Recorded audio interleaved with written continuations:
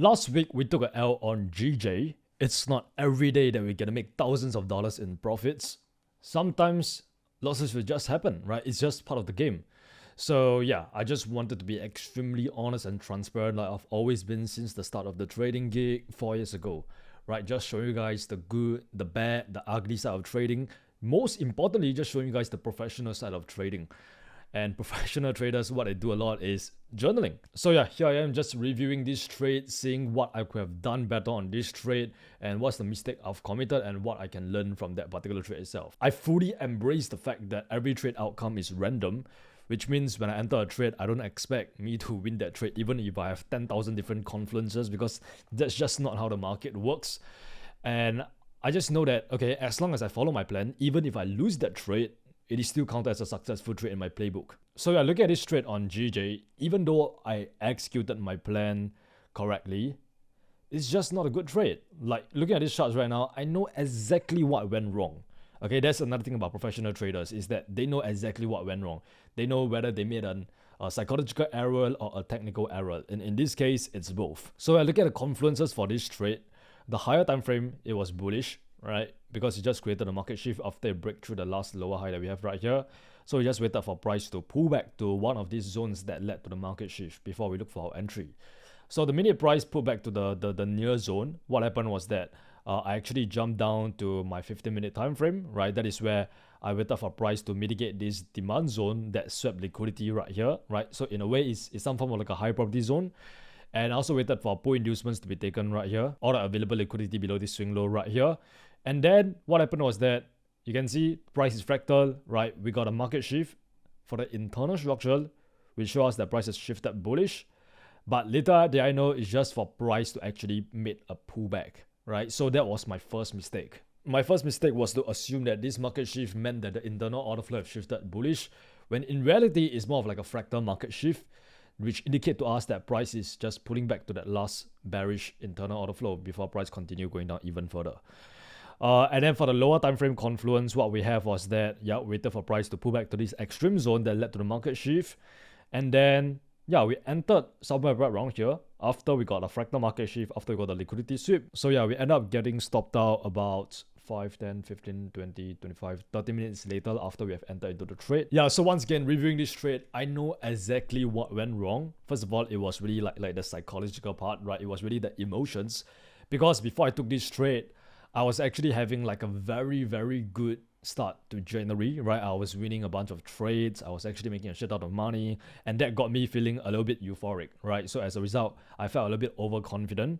And you can see right here, I wrote that my gut feeling told me that this was not going to be a profitable trade since I was just trading against the internal order flow. You can see the internal order flow was still bearish. It haven't flipped bullish yet.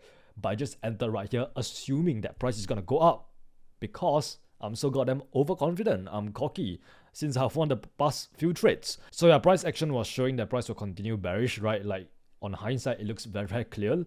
But I choose to ignore it because I assume that it will work out because I've won the past 2 trades and I think I'm the king of the hill right now. So yeah, this is something that I definitely need to work on. Like, you guys think that, okay, just because I've been trading for 6 years, I've been trading for so long right now, it means that I'm a robot right now. No, sometimes I still have emotions, right? Because I'm also human as well. It's just that I've learned to manage these emotions much more better, right? Like, if I made this same mistake in my first year, I would have lost like 5 different accounts. I would have blown like 10 different accounts. Because what happens is that I know that I'm the king of the hill. I'll start taking a bunch of trades, over leveraging, and then just start blowing the account. But right now, I was aware of the fact that, you know what? I was actually overconfident on this trade. So let me just take a step back. Let me just regroup and just get back to the plan. So yeah, just by having that awareness alone is just like a huge improvement.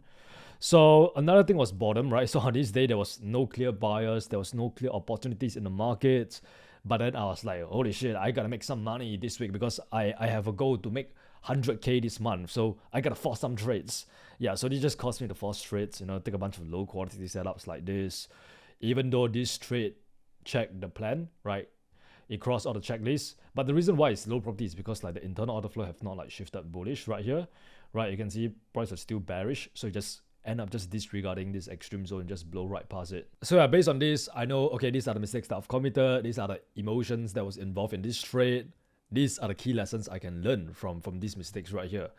Okay, so I wrote that I will only enter when there's a clear sign that internal order flow have shifted, right? Sometimes people need to be reminded rather than to be taught, myself included. Like this thing is like basic shit. Like I know what to do, but it's just that sometimes emotions get in the way and I don't do it. Right, so in this scenario, price was going sideways, sweeping liquidity above swing highs before continuing the bearish order flow.